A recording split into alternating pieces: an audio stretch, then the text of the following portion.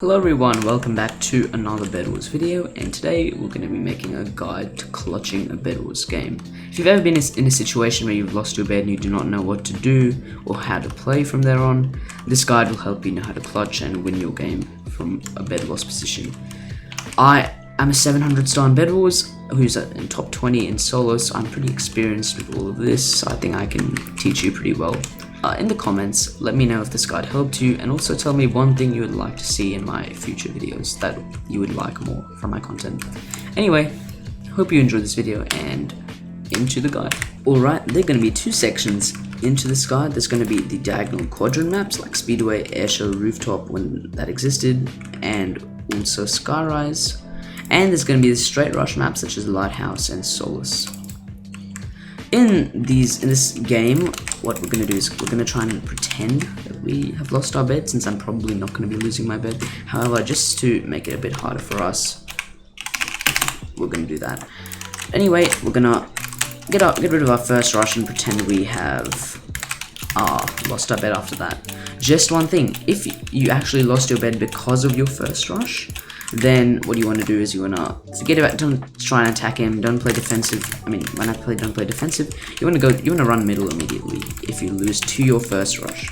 However, I'm, by the looks of that, not going to lose to my first rush, so we're going to break his bed and pretend that we have lost our bed, but managed to kill him. So we killed him pretty easily. And one thing, before you go to middle, you want to have a bit of gear. You don't want to have nothing, but you don't have too much, but you want to have a bit of gear. Ideally, you don't want to fight people, however, just in case something bad happens, you want to be able to be prepared for the worst case scenario. And we're going to first get into my 3 main rules of clutching, and that is number 1, stack up. As I'm doing right now, I'm going to middle, collecting emeralds, and I'm going to show you a little trick you can do on Lighthouse very soon. So as I'm collecting my emeralds from middle, I'm also gonna, because Speedway is such a connected map, I'm gonna just run around, collect the diamonds from all these places. Now look, I could have gotten Pink's bed there, but this moves to my second rule and third rule: avoid confrontation. You wanna just avoid any possible chance of fighting someone, because if you, like, I'm getting targeted, if you fight someone, that's just a chance you might lose health, stuff like that, get cleaned. And that also moves into my third principle of clutching, is you want to be fast. If you're wasting time fighting bases, you're not getting emeralds and you're not, like, stacking up. However, by stacking up, you're using your time better than if you were fighting another base. Now, as you can see, I am going to this base because green looks like there may be a threat, so I think it's good if I break his bed. And also, it's a base that I can go to like use my resources. When you're clutching, it's better to get more prot than sharpness, since you're normally going to be, you want to try and save damage instead of inflicting damage. You're not going to be fighting many people, you're just going to be running away, stacking up stuff like that. And we have iron armor, and we're going to get a pearl and pots. This moves into a third main thing, I guess, about clutching, which is the items you want to buy. A pearl is hands down one of the most useful items you can buy when you're clutching, and if you have more than 6 emeralds, I highly recommend getting a pearl. Then of course, if you have less emeralds, or you have a lot of emeralds aside from the pearl emeralds, you want to get pots. Pots are very versatile. The jump boost potion is very useful when you're trying to get away from situations like a fight. Speed is good for outrunning and just good for PvP in general. And an invis potion is just, you know, it's an invis potion, you're invisible. Invis is a very underrated thing about invis that you might find very useful. When people use invis, they always say, oh look, invis, I can see the footsteps, stuff like that. However, with invis, I'm gonna talk about it as soon as I get rid of this guy. And that's why jump is very useful. We're gonna eat this, eat that, and we're gonna invis right in front of him. And now he doesn't see us. We have speed, we can get some hits on him, not take damage, get a hit on him, get a hit on him, hit on him, hit him on him, and combo him. And that's him gone. Oh, we don't have invis, but I don't think Pink has invis, since Pink hasn't been to middle. But anyway, onto our underrated thing about invis. Invis, yes, you can see the footsteps. Invis in a PvP fight, you can get the first few hits on them, but it's not like a long-term kind of thing. Here's one really good thing, really cool thing you can do with Invis, something really annoying, and that is you can actually hide with Invis. You can hide in general, but people can see you, stuff like that. So you can, instead of running with Invis, you can just stay still in the corner like this that they're not going to see you. Say Pink was running this way to use his emeralds, just hide here.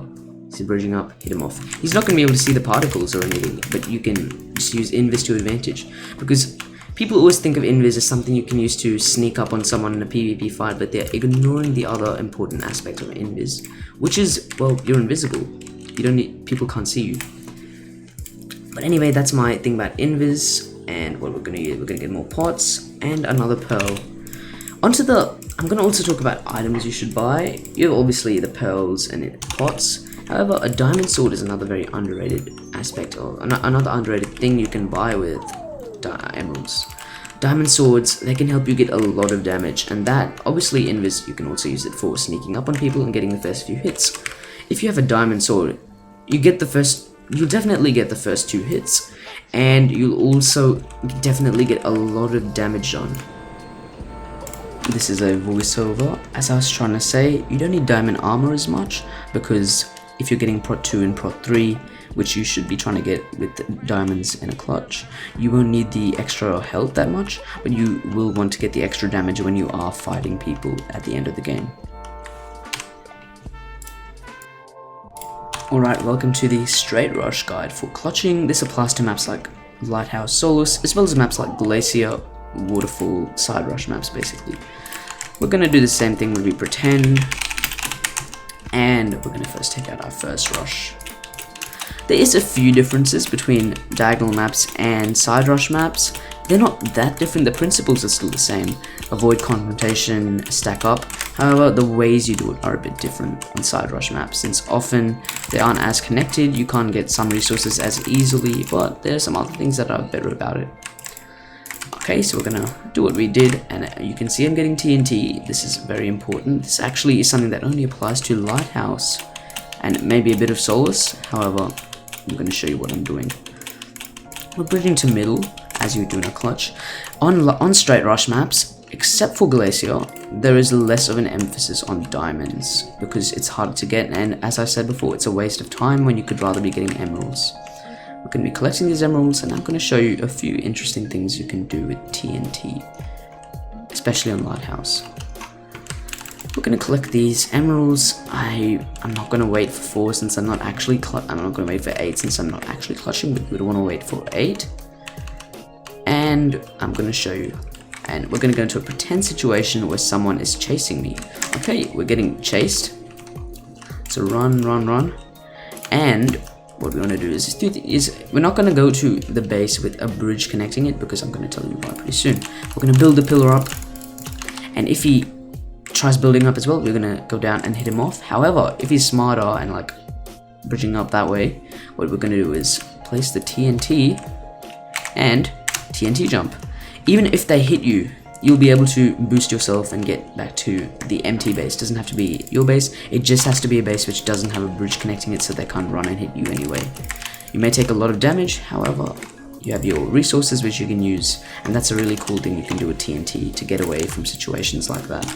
Which is why I always recommend carrying a piece of TNT when you're clutching on a Lighthouse and even a bit of Solus. We're going to get iron armor just now, and I'm going to use my 4 of these to get pots. Now on Lighthouse, since it's less connected and you don't want to get fireballed when you're bridging, I'm going to get a bridge egg as well, and I'm not going to get invis and all of that.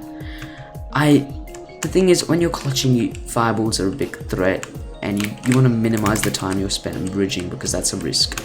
Bridge eggs are very useful on side rush maps which tend to be less connected, and I recommend getting them if you can. If you have very few emeralds, they obviously aren't your first priority. However, if you can't get a pearl, you can't get many pots, I always recommend getting a bridge egg and a few pots as well, like what I just did. Always make sure you are on full health and try and pre-gap before fights, because if you're clutching, you want to make sure you have the best chance in a fight. You want to be avoiding fights in general until there's a very few people left. However, all person's a threat and stacking up as well. However, that's basically it. We're going to drink our pots here, and we're going to use the bridge egg. And as you can see, bridge eggs can also be used as a surprise mechanism to get to someone's base when they don't expect it. And we break Aqua's bed. Now we just have green and blue left. Obviously pretending we don't have a bed. Blue is bridging to green, and this is where I use my handy little technique that I didn't get to talk about in the Speedway guide. Blue and green are probably going to start fighting each other. Yes, they're fighting. Let's say blue had a bed. Let's just say blue has a bed. What we're going to do is, we're going to go for the base. It's pretty simple. That does not have a team attacking it. I mean, that is empty. If blue is attacking green, and blue obviously is in the offensive position right now, right near green, we're going to go for blue. Since Lighthouse has a 17 rush from mid to the base, we would bridge blue. And if it was vice versa, we would go green. If both of them are fighting and just not getting anywhere, if you can't attack anyone, the best thing to do is just to get more resources in any situation. But now they're fighting here, so we can do some cleaning, and that will be the end of the game. I would normally bridge like this, but I'm trying to end the game. Obviously, fireballs are annoying and good, and that's the end of him. And the final thing I actually wanted to talk about in a clutch, especially in a 1v1 where you know the other person's going for you, you definitely want to get a tracker. Trackers, he's not near me. He might be going for my bed right now. We can avoid, I think. That's not good. He is near my bed, I know that. Yeah, he's near here. I think he's the... Okay. Anyway, I'm just gonna say hi. That was terrible. But, as I was saying, you always want to get a tracker because, especially if they've been middle, they could always be invis, and as I talked about, you can use that little trick where you can hide when you have invis and just use that to sneak on people that way. That's why having a tracker is always good. You know where your opponent is, and that means you can guess their plan, know what they're doing, getting emeralds, what are they doing at the point of time, stuff like that. Just gonna get rid of him.